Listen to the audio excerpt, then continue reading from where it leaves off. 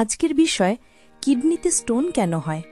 শরীরে অতিরিক্ত calcium, uric acid বা অক্সালেট জমি যখন প্রস্রাব ঘন হয়ে যায় তখনই স্টোন তৈরি হতে শুরু করে।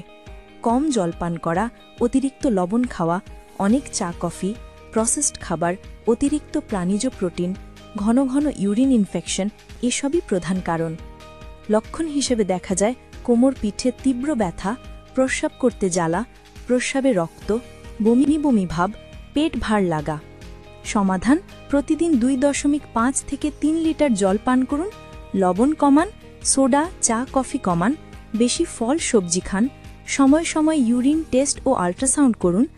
ধারাবাহিক ব্যথা হলে ডাক্তারের পরামর্শ নিন। কিডনি সুস্থ রাখুন, জল ঠিকমতো পান করুন। এমন দরকারি হেলথ টিপস পেতে ডক্টর দিদিকে লাইক, শেয়ার ও সাবস্ক্রাইব করুন।